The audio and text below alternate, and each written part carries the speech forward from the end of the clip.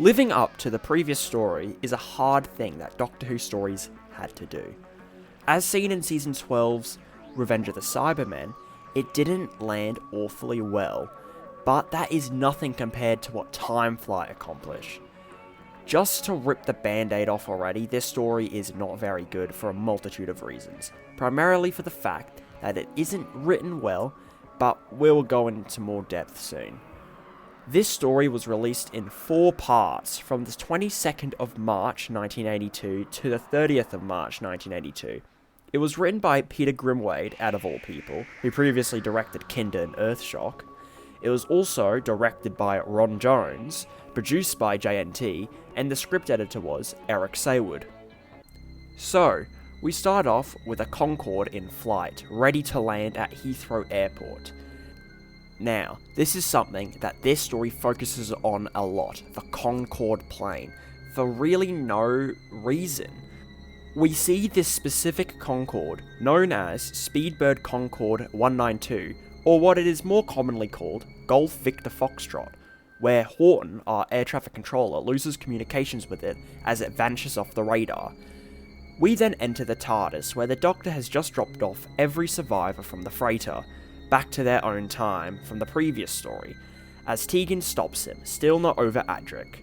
So basically, she wants the Doctor to go back and save him from dying, but it is physically impossible as it will prevent the freighter crashing into Earth, changing Earth's history, as the dinosaurs would have never been killed. He then says this controversial line. We used to fight a lot. I'll miss him. So will I. Henry. But he wouldn't want us to mourn unnecessarily. So, one of the main controversies that this story faced was that after this scene, Adric is only brought up one more time, and everyone pretends that he never existed. Now, the obvious thing is that the show just can't have 4 episodes of the characters being miserable, as no one would watch it. And also, the audience would have already mourned Adric's death, moved on as well. This is something that makes watching the story now quite challenging, as these stories weren't meant to be binged, so the real audience would have mourned Adric in the week-long break, ready to start fresh with the TARDIS team. Now, what I think the story should have done is still bring him up, or kept the story to be more character-based and emotionally led. For example, the previous story to kill off a companion was the Daleks' master plan, and the story after it, The Massacre, was a story that was so dark it nearly made the companion, Stephen, leave the TARDIS, as he has just faced 2 stories back to back filled with atrocities. So, anyway, the Doctor wishes to cheer up Tegan and Nyssa by travelling to the Crystal Palace in London, 1851, for the Great Exhibition, but as they travel, the TARDIS stuffs up, where they have to blindly materialise, now being above a runway in Heathrow Airport. I do find it a bit strange that after a whole season whining about going to Heathrow, Tegan doesn't want to be there anymore, as she's too comfortable in the TARDIS, but it does show her character has grown a lot since the beginning of the season. So, they materialise again to avoid being hit by a plane, this time in Terminal 1, and if this seems like a bit like deja vu for classic fans, it is because this isn't the first story to be primarily set in an airport, as The Faceless Ones was also set in an airport, but that was at Gatwick Airport. So, Jim Andrews, the head of security, starts to talk with the Doctor, where he is able to talk his way out of trouble with unit connections. He, Tegan and Nyssa are then brought to the airport controller, Douglas Sheard, who briefs the TARDIS team on the recent disappearance of Golf Victor Foxtrot, and how it is very strange for a Concorde to vanish off the face of the Earth. The Doctor believes that Victor Foxtrot entered a time warp, going back in time, and he wants to test his theory on another Concorde. So the TARDIS is delivered to this new Concorde, Golf Alpha Charlie, ready to perform tests, as we meet our supporting characters who will travel with the TARDIS team. So we meet Captain Stapley, First Officer Andrew Bilton, and First Engineer Roger Scobie. The flight team and the TARDIS team hop aboard where they travel away, following Victor Foxtrot's exact path, where they are brought back in time, except everyone on Golf Alpha Charlie doesn't think they have, where they've comfortably landed back at Heathrow. where Nissa screams as she sees some skeletons, and we see this very crappy green screen effect going on. The Doctor then tells everyone to focus really hard to fight the perceptual induction, revealing this rocky landscape being set 140 million years in the past. Many things to say here. The first is a positive thing. I like how this builds from Earthshock, showing prehistoric Earth, this time after the dinosaurs and before the dawn of man. However, this set looks really bad, and this is where many people lose interest in this story, which is odd for the time, as this had really high ratings as well, and wasn't hated, but that has changed in time. The main thing that is confusing about this landscape is that there is no area for the Concorde to land, and yet it was able to do, but it is revealed that it wasn't as smooth as it felt. The Doctor then believes that a conjurer has created that illusion and is behind all of this, and then we get to see this conjurer for ourselves.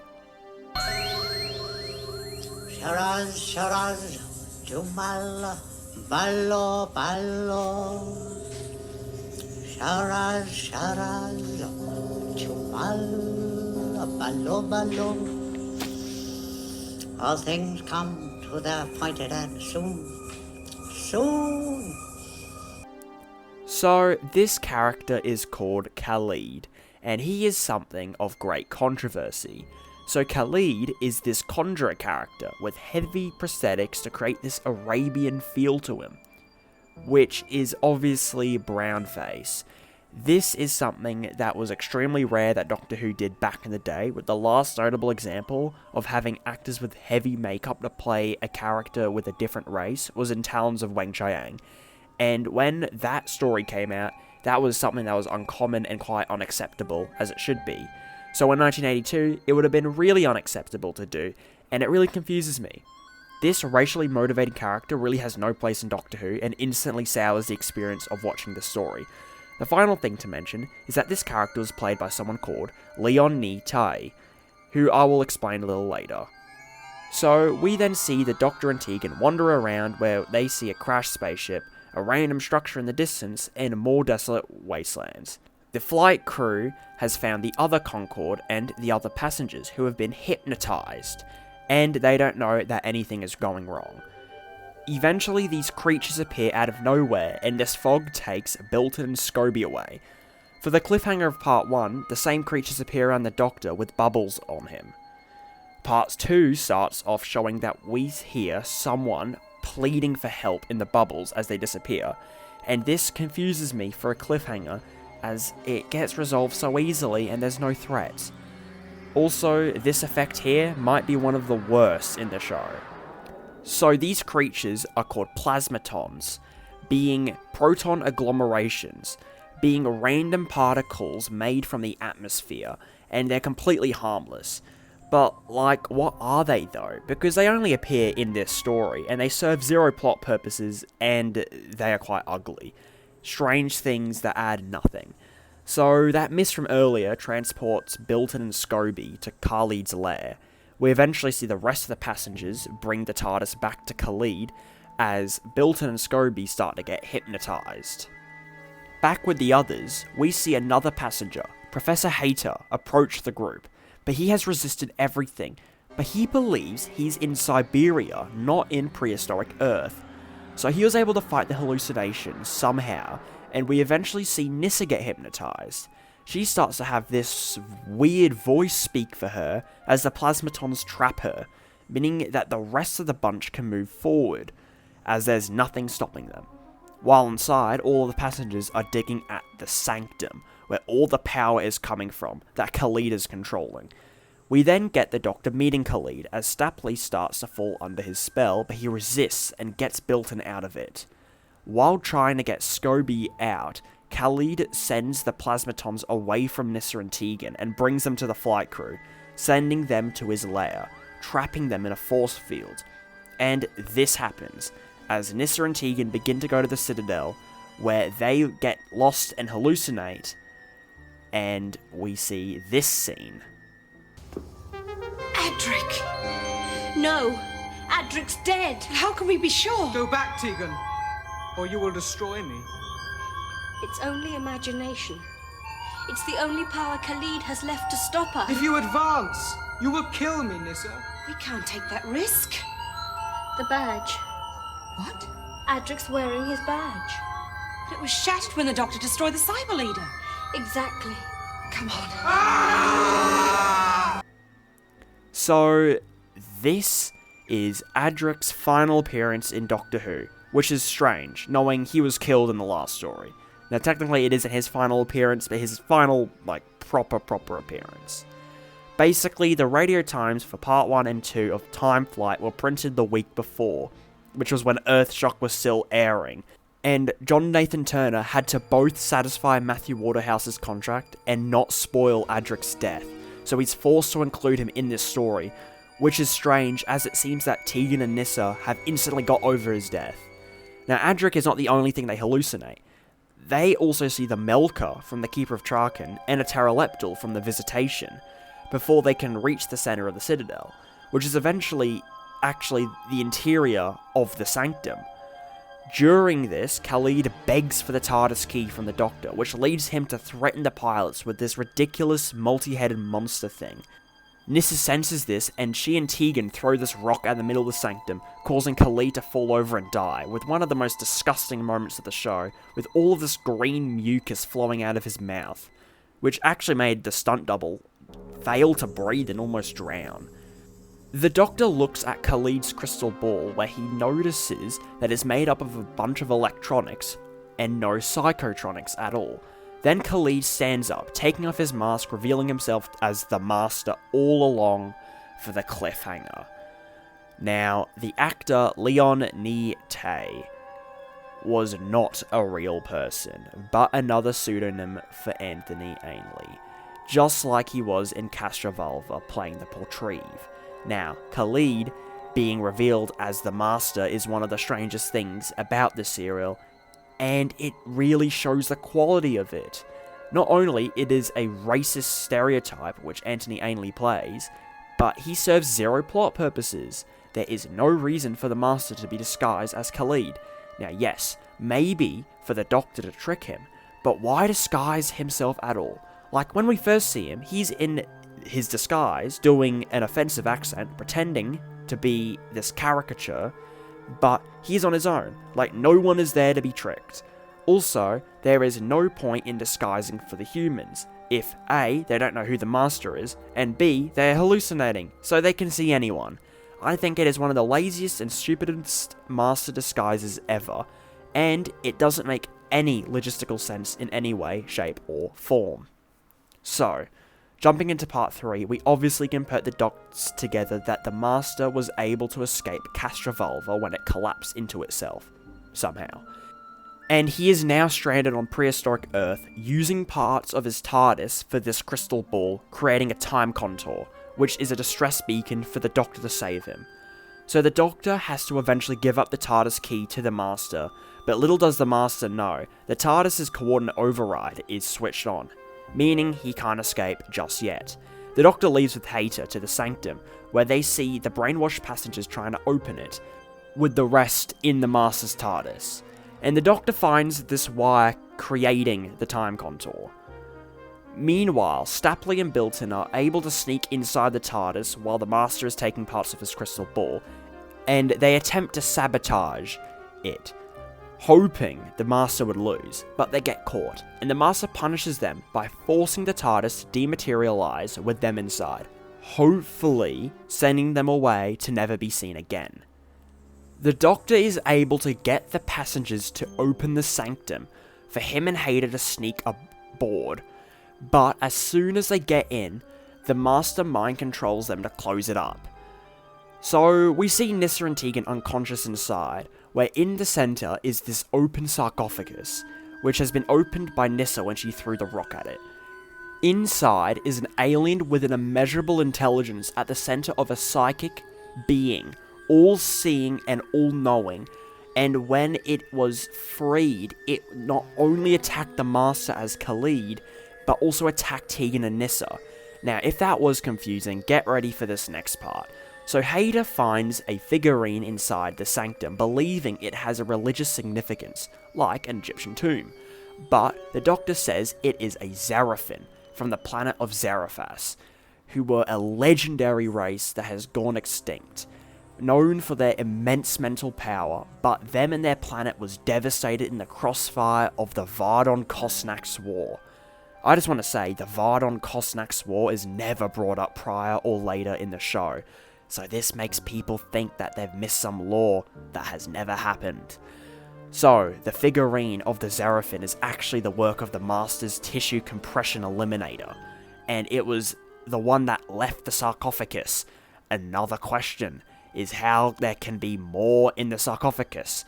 Well, all of the Zarafin have fused together as this one singular organism, which can let out some of its kind.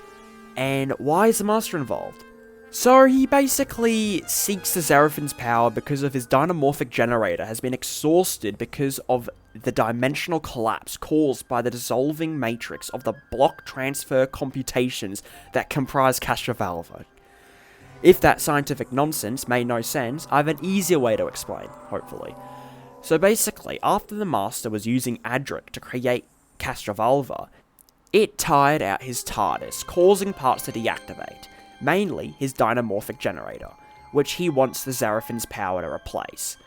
The dynamorphic generator helps create block transfers, as seen in Castrovalva, primarily of the Eye of Harmony on Gallifrey, which it can replicate inside of TARDISes, and helps it travel through time and space and helps maintain the dimensionally transcendental interior. Hope that made sense, because it barely does, but TLDR, the Master wants the Zarafin's power. Now, the Zarafin have been trying to fuse with Nyssa this whole time, but it will kill her, as she will get the whole knowledge of the universe. So, Professor Hayter volunteers to be fused because he wants the knowledge to himself. This then leads to one of the most unintentionally funny deaths in the show's history.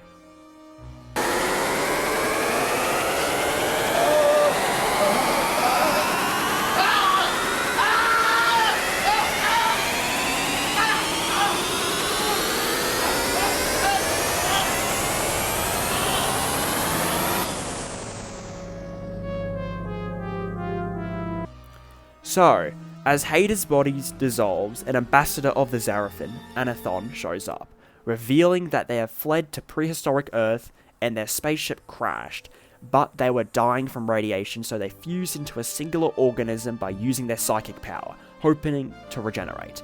But the Master arrived and caused division upon the Zarafin by persuading them to join him.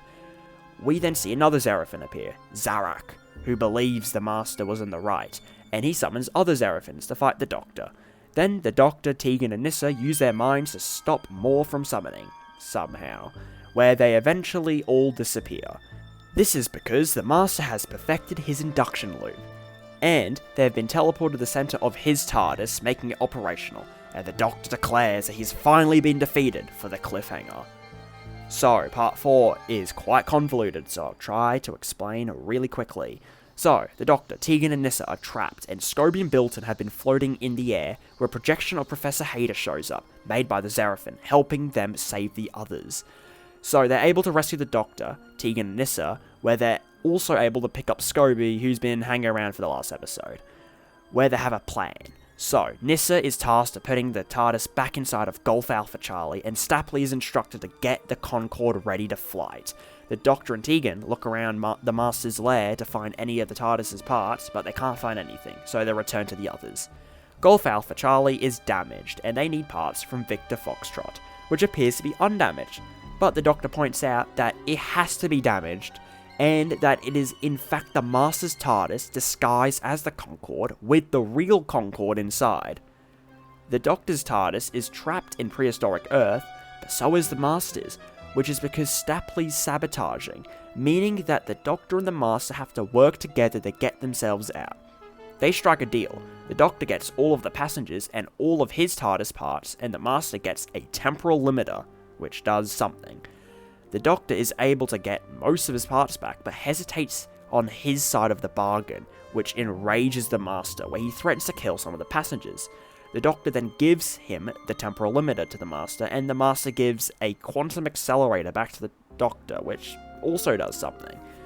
The Master dematerializes away, but the Doctor reveals that he has sabotaged it to materialize the Master after the Doctor returns to Heathrow. The Concorde is able to somehow take off, where the Doctor uses his TARDIS to kick the time contour, sending them back to contemporary Earth. Back at Heathrow, the Doctor moves the TARDIS to the roof, where he sees the Master's TARDIS in the air, where it gets sent to Zarephath, trapping him there. Also, somehow. Tegan then goes downstairs ready for a flight, and upstairs the Doctor gets in trouble with the security and Sheard, so he dematerializes away with this ending. Happy landings, Doctor. Happy landings, Doctor. Hello. I thought you were going with the Doctor. So did I.